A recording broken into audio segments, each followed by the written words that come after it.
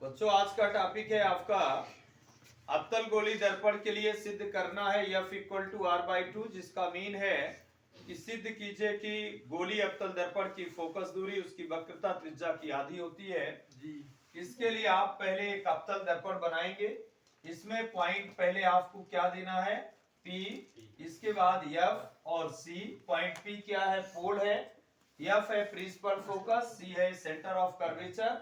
और इसके बाद जो है तो आप इसमें किरण ए बी इंसिडेंट कराएंगे जो मुख्य अक्ष के समांतर आपतित हो रही है। परावर्तन के पश्चात ये रूल आपको मालूम है, वे प्रकाश किरणें जो दर्पण के मुख्य अक्ष के समांतर आपतित होती हैं वे परावर्तन के पश्चात मुख्य फोकस से होकर के लौट जाती हैं। यहाँ से ये किरण लौट रही है। अब हम पॉइंट सी और बी को मिला देंगे, ये इसमें नॉर्मल होगा। इसके बाद यहाँ हम एंगल आई प्रदर्शित करेंगे और एंगल आर।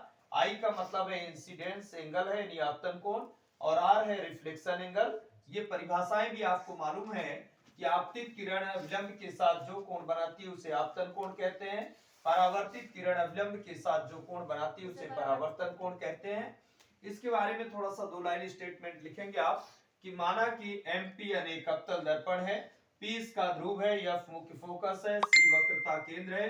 एक किरण AB मुख्य अक्ष के समांतर आपतित होती है जो परावर्तन के पश्चात इसके मुख्य फोकस से होकर के लौट जाती है। आगे आपने इसमें क्या किया है, C और B को, पॉइंट C और B को मिला दिया है। अब आपको इसमें लिखना है परावर्तन के नियम से। परावर्तन का नियम आपकी जानकारी में है कि आपतन कोण का मान सदैव परावर्तन कोण के मान के बराबर होता है। यहाँ लिखेंगे आप आपतन कोण बराबर परावर्तन कोण। उसके बाद आपके पास आपतन कोण कहाँ बन रहा है, point A, point B, point C के बीच में जो आई है। और इसके बाद परावर्तन कोण बन रहा है आपका R, point C, point B, point F यानी एंगल CBF आपने लिखा। इसे इक्वेशन नंबर फर्स्ट दे देंगे। दूसरे बात आप चलेंगे एकांतर कोण। एकांतर का मतलब होता है कि दो समांतर भुजाओं को यदि साइड्स को एक तिर्यक रेखा के द्वारा क्रॉस करें, आप जोड़े उन्हें, तो जो विपरीत डायरेक्शन में एंगल बनते हो एकांतर कोण कहलाते हैं। यहाँ पर ये आई एंगल यानी पॉइंट बी पर, और ये एंगल आपका क्या है, एकांतर कोण। इसलिए आपने लिखा angle ABC equal to angle BCF। ये C एंगल को दर्शा रहा है। इक्वेशन नंबर फर्स्ट और सेकंड के LHS बराबर है, इसलिए हम तुलनात्मक रूप से लिखेंगे तो RHS भी बराबर होगी। तो angle CBF equal to angle BCF आ जाएगा, इक्वेशन नंबर थर्ड। आगे चलेंगे, चूंकि संगत कोण की सम्मुख भुजाएं हमेशा क्या होती हैं, समान होती हैं। जब एंगल B आप ले रहे हैं तो एंगल B पर नजर डालिए, इसकी सामने की भुजा CF है, और जब एंगल आप C लेंगे तो इसके सामने की साइड आएगी क्या, BF। तो आपने लिखा CF इक्वल टू BF। आगे आएंगे, यह दर्पण का द्वारक छोटा हो। यह दर्पण के द्वारक छोटा होने का मीन है कि इस वृत्तीय नेम का मान कम होगा तो पॉइंट B नीचे क्रमशः नीचे आएगा बच्चों। और एक कंडीशन ऐसी आएगी कि लगभग जो है तो B इतनी सीध में आ जाएगा कि BF और PF दोनों की वैल्यूज आपस में क्या हो जाएंगी, बराबर। अतः आप लिख सकते हैं कि BF बराबर क्या, PF, जो यहाँ लिखा हुआ है।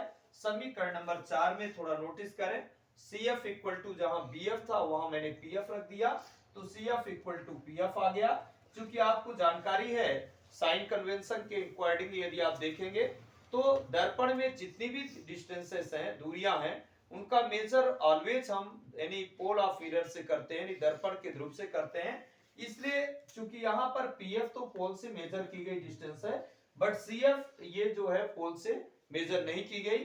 अतः हम ये पॉइंट P से देखेंगे तो टोटल डिस्टेंस हमारी PC बनती है, और PC में से आपको ये ध्यान रखना मुझे केवल CF चाहिए बच्चों, यानी केवल CF पार्ट चाहिए। इसके लिए आपको क्या करना है कि PF वाले पार्ट को इससे माइनस कर देना है। आपने यहाँ लिखा CF equal to PC minus PF।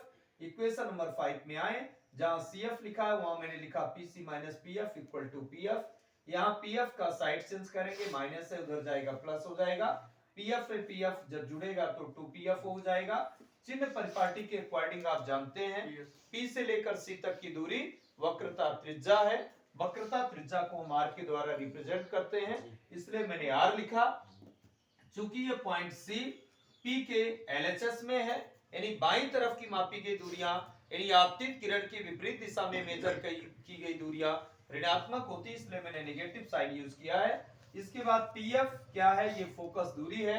आप परिभाषा जानते हैं कि दर्पण के ध्रुव से लेकर मुख्य फोकस तक की दूरी को, यानी पी और एफ के बीच की दूरी को फोकस दूरी कहते हैं, फोकल लेंथ कहते हैं। इसलिए पीएफ की जगह आपने लिखा small F, PF equal to small F.